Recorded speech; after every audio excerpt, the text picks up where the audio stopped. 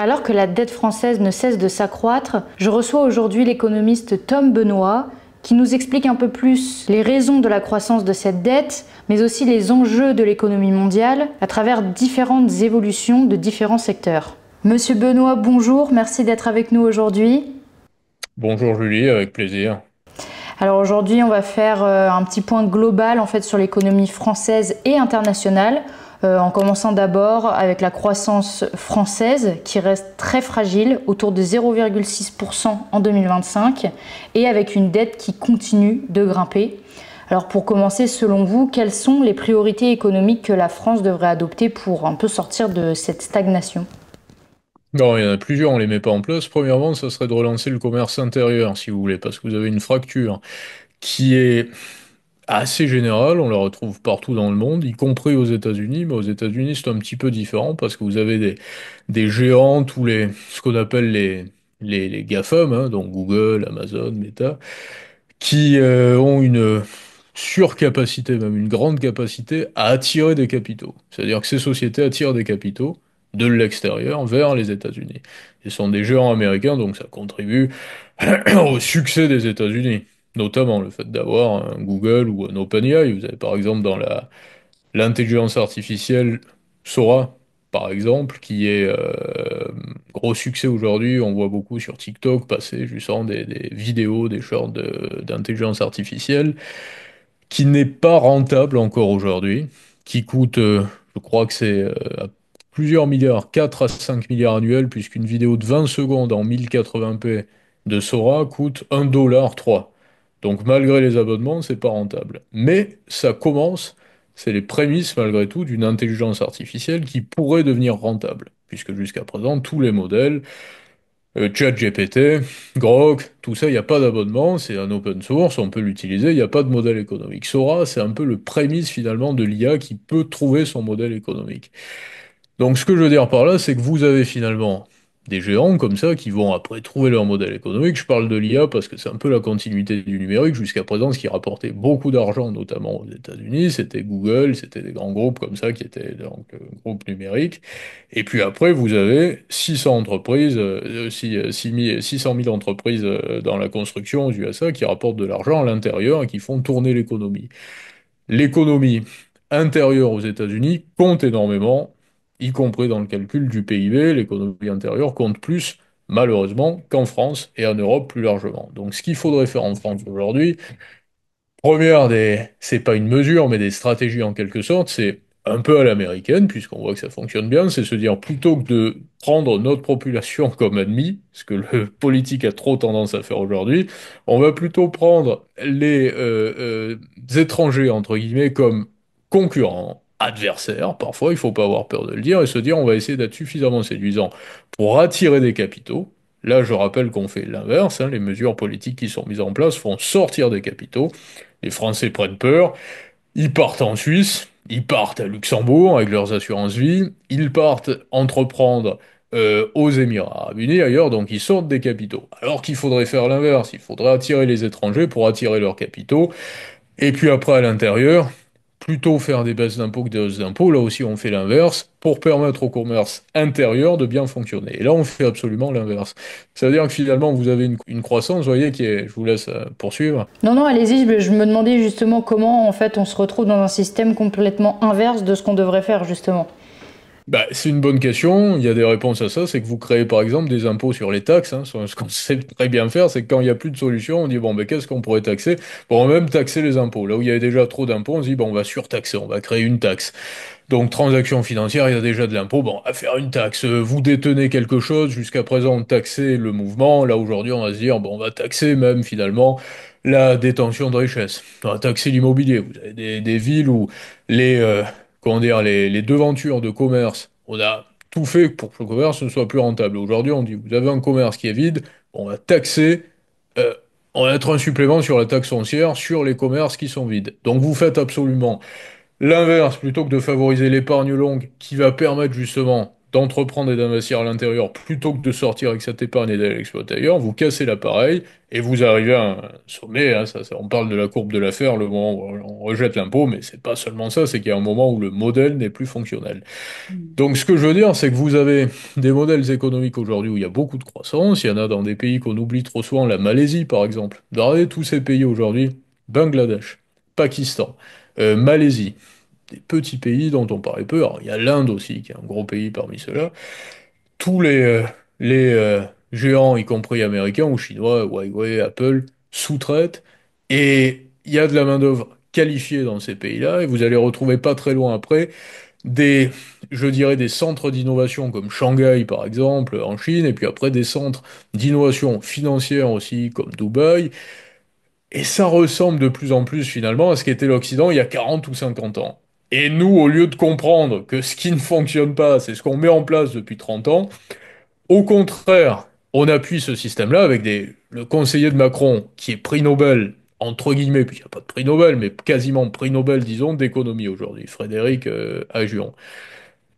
Comment est-ce que vous voulez qu'il relance la croissance? Il ne sait pas faire de croissance. Ces gens-là ne savent pas faire de croissance. Je veux dire, ils ont un paradigme qui est très clair, c'est le dirigisme, la dictature économique, c'est décider de ce qui doit faire l'économie et créer des monopoles. Macron le dit très ouvertement. Macron avait donné une conférence au Collège de France il y a 6 mois avec Mario Draghi, conférence en anglais, et Macron explique que ce soit dans l'IA ou dans d'autres registres, il faudra se faire à l'idée qu'il y ait des monopoles, et de plus en plus de monopoles.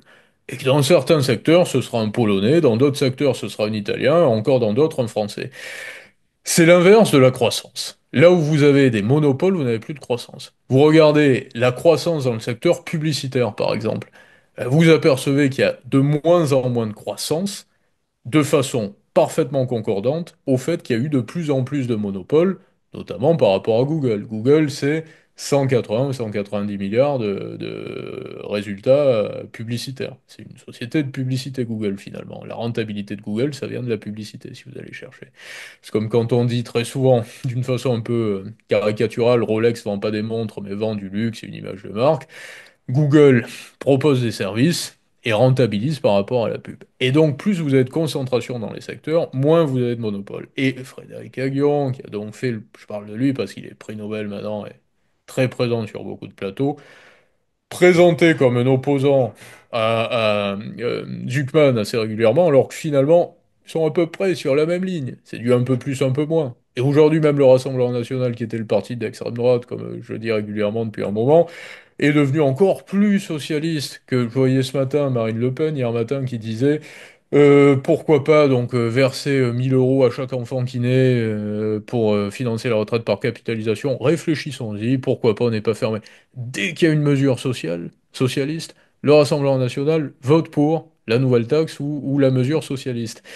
Donc vous avez un conglomérat, je dirais, de toutes obédiences confondues. Ce qui n'était pas le cas précédemment, hein. C'était pas le cas il y a 20 ou 30 ans. Il y avait encore des gens qui étaient attachés au capitalisme en France, dans les pays européens. Et aujourd'hui, vous avez un conglomérat de personnes qui s'accordent pour dire que finalement, en effet, il va falloir décider de l'économie. Ben, moi, je leur dis, c'est très simple, si vous décidez de l'économie, vous allez peut-être savoir créer des monopoles, pourquoi pas. Si vous pensez que c'est une bonne chose, moi personnellement, je le pense pas, parce que généralement, au moment où il y a trop de monopoles, les mêmes personnes que j'ai citées précédemment arrivent en disant, il y a des monopoles, il faut les taxer. Parce que ça, ils font des super profits. Et donc finalement, étant donné que le principe quand même de faire des super profits, bah, vous allez comprendre que c'est d'être super puissant, vous êtes plus en capacité de savoir échapper à l'impôt que celui qui n'a pas fait de super profit. Donc vous allez, sous le masque de la taxation des super profits, taxer généralement des moins puissants. Donc tout ce système-là ne fonctionne pas. Au lieu de ça, vous avez un système américain, bah, ce que fait Trump, hein, ce qui est en train un petit peu de refaire Trump, justement, de dire on profite des droits de douane et donc il va verser 2000 euros aux Américains, ce qu'il a annoncé il y a quelques 2000 dollars aux Américains. Et on profite donc de rapatrier des capitaux de l'extérieur. On continue à exploiter finalement l'extérieur également comme marché avec nos géants. Aujourd'hui la tech, demain l'IA. Et puis après en militarisant un peu les choses différemment. Stablecoin, dollar, tout ce qu'ils ont toujours su faire et qu'ils vont savoir faire. Et puis après à l'intérieur, on fait tout pour relancer l'activité. Hmm. Bah, aux dernières nouvelles aussi, un peu, on a la Fed qui semble être prête à baisser ses taux, alors que la BCE reste prudente. Quels effets ces politiques un peu divergentes, du coup, peuvent-elles avoir sur les marchés européens et sur la compétitivité de la zone euro? Ça va être très fragmenté parce que premièrement, déjà, ce qu'il faut prendre en considération, c'est que ici, il y aura un euro numérique, là-bas, il n'y aura pas de dollar numérique. Donc ça veut dire que nous, on aura la politique de taux, l'arme des taux, qui était quand même la seule stratégie, on va dire, la stratégie majeure des banques centrales. Elle va être totalement modifiée, puisque jusqu'à présent, on va dire que si on imprimait de la monnaie, on favorisait de la croissance. Donc si tous les gros blocs, pas réels, hein, mais on favorisait de la croissance nominale, mais évidemment pas de la productivité. Mais mécaniquement, si vous imprimez beaucoup de monnaie, même si les transactions financières sont pas incluses dans le calcul des PIB, vous avez quand même de l'argent qui se retrouve pas uniquement dans les circuits financiers, mais vous avez de l'argent qui va se retrouver dans la production de certains biens. Plus il y a de monnaie, plus il va y avoir de production de biens sur l'instant. Pas de richesse réelle, mais plus de biens. C'était vrai jusqu'à présent, tant qu'il y avait des accords quand même entre des blocs qui étaient plus ou moins alignés. Aujourd'hui, c'est de moins en moins le cas. Donc s'il y a des dépenses sociales qui seront épongées par l'euro numérique et que ça n'est pas le cas aux USA, déjà, il va y avoir des paramètres qui vont être différents. Donc, dans un premier temps, évidemment, on aura tendance à dire que si les Américains baissent les taux, bon, il va y aura plus les marchés actions américains vont mieux se porter, il va y avoir du dollar qui va se retrouver dans les marchés actions, il va y avoir, mais voilà, il faudra être beaucoup plus data dépendant, si je puis dire, qu'on l'était précédemment.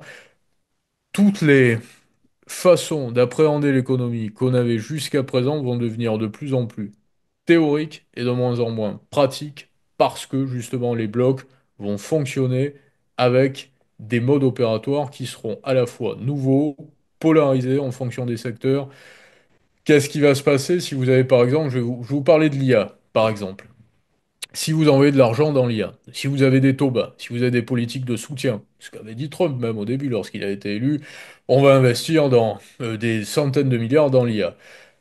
Ah, vous allez avoir de la croissance dans l'IA, plus que si vous n'avez pas des milliards qui ont été investis.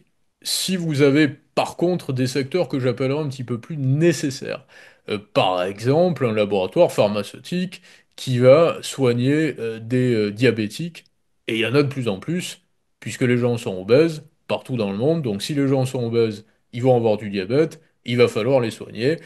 Et on va partir d'un principe qui est assez simple, soit ils paieront pour soigner, soit les États paieront pour eux.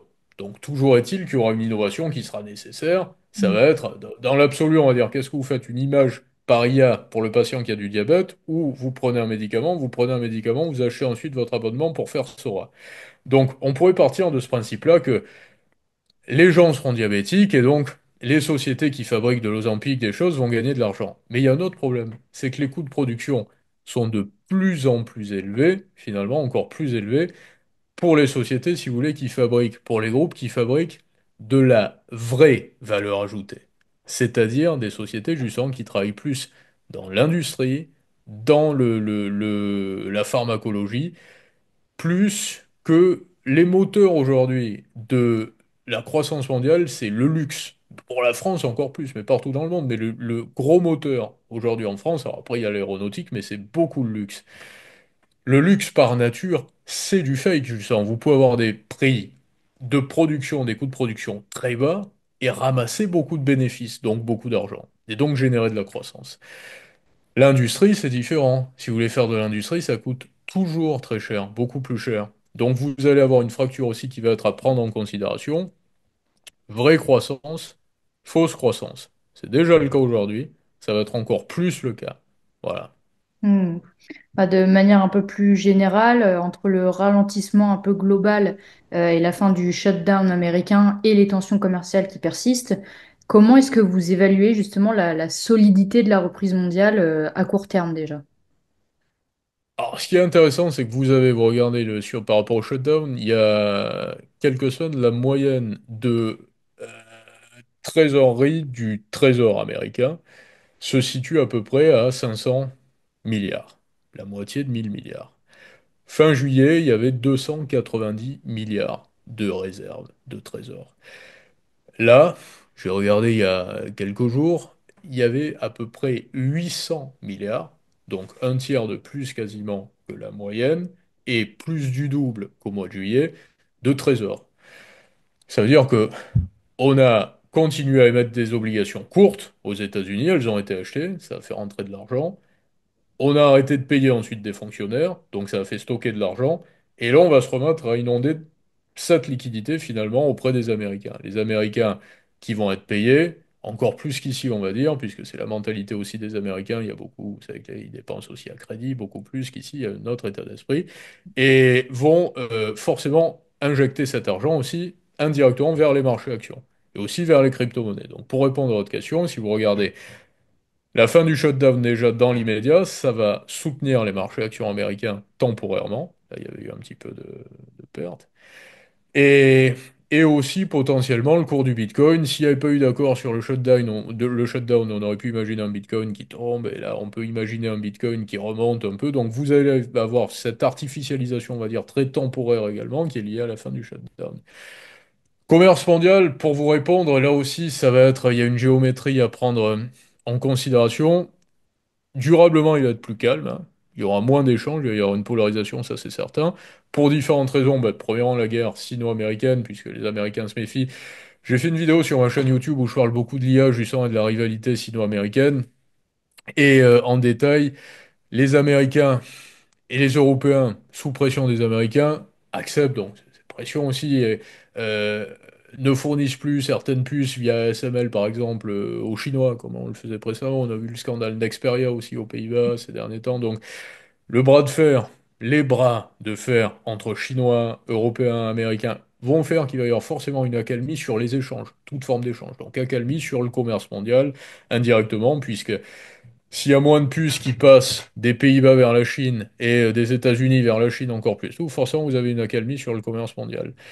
Ce que j'appelle le commerce, qui est le vrai commerce mondial qui va faire foi, qui va être un peu ce commerce, ce qu'on appelait le commerce. Pourquoi on parlait de commerce aussi mondial? Parce que le commerce, justement, mondial des années 60 à 2000 ressemblait beaucoup au commerce. C'était des bananes qui passaient d'un pays à un autre. Et si vous alliez dans un commerce, vous achetiez quoi? Vous achetiez des bananes. Vous achetiez des produits tout simples. Donc on parlait de commerce mondial. Et aujourd'hui, ce commerce, je schématise évidemment, c'est prosaïque, mais ça va être beaucoup ce qui va être le moteur des économies, les puces, donc ce qui est ce que j'appelle l'industrie de la tech. Vous avez d'un côté les plateformes, par exemple moi, Tom Benoît, demain je pourrais créer mon média, ma plateforme numérique d'intelligence artificielle, et tout le monde va mettre, je vais créer mon réseau social, bon. Mais par contre, il va falloir qu'il y ait des puces pour alimenter tout ça, et ça c'est l'industrie de la tech. Et Tom Hmm. Benoît, ça sera la vitrine du truc. Et comme Netflix l'a été, comme Google l'est. Et tout ça, ça va alimenter le commerce mondial. Ça va être le secteur le plus fort du commerce mondial. De l'autre côté, la pharmacologie. Pourquoi? Bah, comme je le disais, il y a beaucoup de monde, il y a des habitudes alimentaires qui sont de plus en plus nocives, la 5G, tout ça. Donc l'avenir de la pharmacologie, il est brillant. Ça ne veut pas dire qu'il faudrait tout son argent sur des valeurs. On a vu que Novo Nordisk, je suis très confiant aujourd'hui sur une. Alors, c'est pas un conseil, là aussi, je dis pas qu'il faut acheter Novo Nordisk maintenant, mais je veux dire, je pense que ces groupes-là ont un avenir intéressant structurellement. Bon, ça ne veut pas dire, là, temporairement, que Novo Nordisk va monter dans les 2 mois. Voilà, qui est bien que ce soit clair là-dessus, mais les Lilili, Novo Nordisk, j'ai parlé justement dans ma dernière vidéo de beaucoup de sociétés qui sont, que ce soit Cambricon, le concurrent d'NVIDIA en Chine, qui sont les industriels de l'IA, après les SMIC en Chine, tous ceux qui fabriquent des puces, toutes ces sociétés vont représenter l'essentiel du commerce mondial. Mais ce commerce va forcément être plus calme puisque les blocs vont se polariser et que l'Europe va aussi... L'Europe, c'est encore plus compliqué parce que quand je vois les décisions là, qui ont été prises d'ici à 2045, le 90% de réduction nette, donc par rapport, je crois que c'est par rapport aux émissions de 1990, à horizon 2035, c'est 2045, c'est demain, hein, c'est 20 ans. Parce que une société qui sait qu'il faut être à moins 90% d'émissions par rapport à 90 en 2040, elle va peut-être pas s'installer si c'est une société industrielle en Europe. Et il y a quelques pays qui s'y sont opposés, lesquels? Slovaquie, Hongrie, Italie aussi dans une moindre mesure, Roumanie. Pourquoi? Bah parce que ce sont des pays qui sont un peu moins tertiaires, je dirais même un peu moins prétentieux, un peu moins bureaucrates, entre guillemets, et qui ont fait tout leur succès ces dernières années grâce à l'industrie.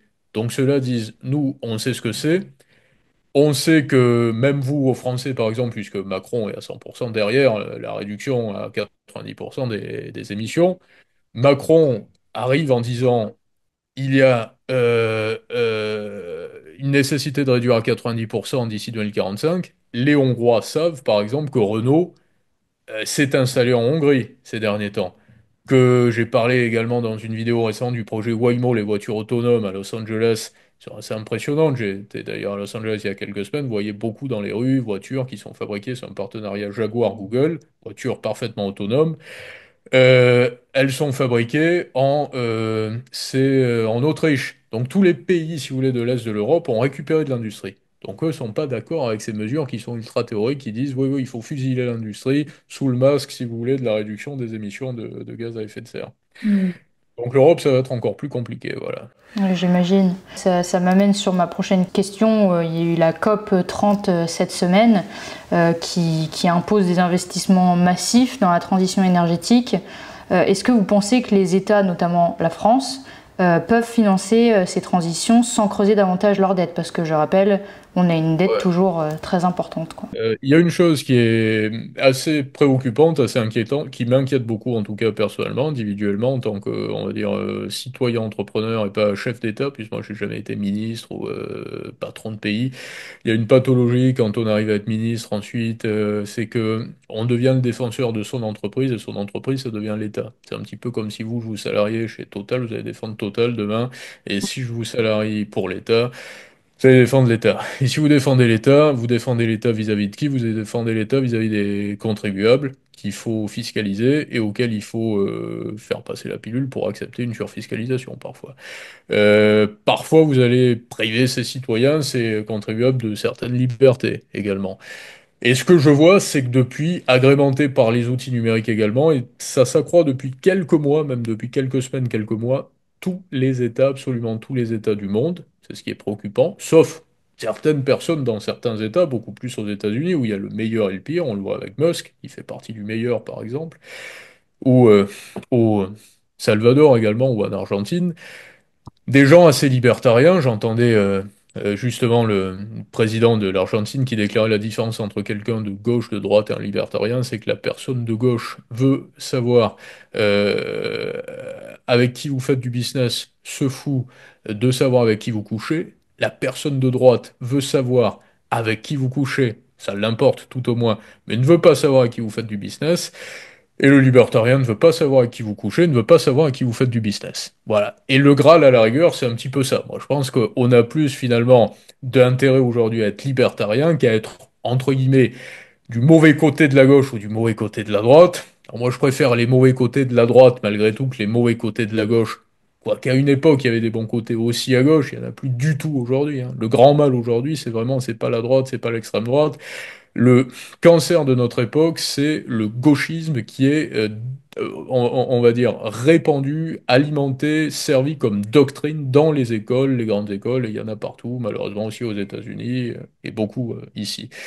Et donc, ce que je vois pour vous répondre, c'est que les États prennent de plus en plus de pouvoir, en tout cas sur l'économie, et que la plupart des États ont tendance à vouloir décider finalement de quelles devront être les sociétés. Et ça, c'est problématique parce que le principe des économies libérales, c'était que c'était la demande finalement des consommateurs qui allait finalement créer des géants. Et aujourd'hui, on est arrivé à un tel niveau d'instrumentalisation de l'économie que à partir du moment où il ne nous suffit même plus finalement de distribuer des chèques, de faire des asservis, de faire des fraudeurs ou des feignants, parce que c'est ce que fait la France aujourd'hui. Les pays comme la France surfiscalisés, qu'est-ce qu'ils fabriquent? Ils fabriquent des feignants d'un côté et des parasites entre les deux et des fraudeurs de l'autre. Parce que ceux qui n'accepteront pas d'être soit feignants, soit parasites, vont faire des affaires et vont se mettre.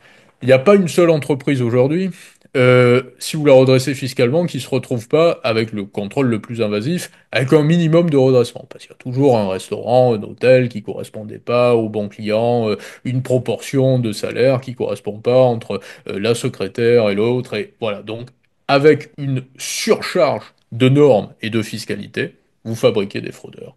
Et de l'autre côté, en effrayant par rapport à cette même surcharge, vous fabriquez des feignants, et entre les deux, des parasites qui se disent J'ai compris qu'il faut pas faire d'affaires, mais je préfère me mettre au service de l'État finalement et en étant pris en charge par l'État sous prétexte finalement de d'alimenter le bien public ou de servir le bien public. Ben, ça peut pas fonctionner, voilà. Donc c'est là où le problème, pour répondre à votre question, c'est que les États prennent de plus en plus de pouvoir, notamment en disant la transition écologique, ben, il va falloir que tout le monde se mette au service de la transition écologique comme doxa, mais pas comme économie. Donc ça ne veut pas être de vraies innovations en matière d'ingénierie qui vont pouvoir se faire dans l'écologie, ça va être des décisions qui vont être prises pour normer systématiquement les différents secteurs d'activité. Et ça conduit à des Porsche qui s'effondrent, par exemple, parce que doxa, politique, il fallait dire, bon, on est directeur de Porsche, on fait le tout électrique, ça conduit à ça, voilà, le nucléaire, l'effondrement de tout ça, donc ça peut pas fonctionner.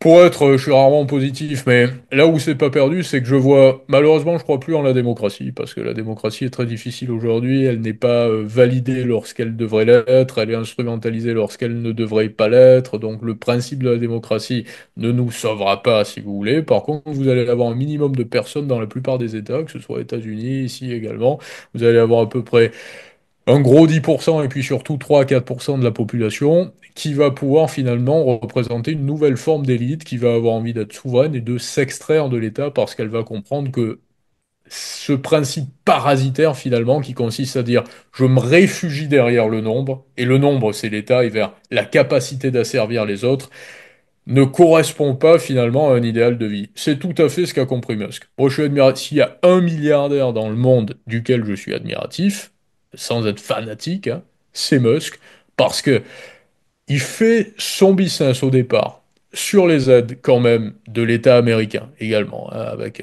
pas au tout départ, mais avec Tesla en tout cas. Il continue à le faire encore aujourd'hui. Tesla, vous avez sur les derniers trimestres parfois 25% de chiffre d'affaires qui provient de la revente de crédits carbone, qui sont revendus à des General Motors, Ford, qui eux vendent plus de thermiques. Et ce Musk, qui a bien, entre guillemets, profité du système, qui a été servi par le système, sait que la bonne direction, elle n'est pas là. Et dans un côté presque croyant, je dirais, et il est convaincu, il l'explique finalement, encore chez Joe Rogan, là, je regardais la dernière interview, que la bonne direction, c'est l'économie libertarienne et c'est pas l'économie dirigée. On peut être assez admiratif de ça. Bah, il faudrait plus de Musk en France, en Italie, en Espagne, en Europe et partout dans le monde. Voilà. Pas justement pour terminer cette émission, est-ce que vous seriez capable de me définir en un seul mot la situation actuelle économique mondiale? La paralysie, bien sûr. J'aurais voulu le coupler à un autre mot, c'est la paralysie dictatoriale et démagogue. Voilà. Est-ce que vous pouvez développer un petit peu pourquoi avoir choisi ces mots?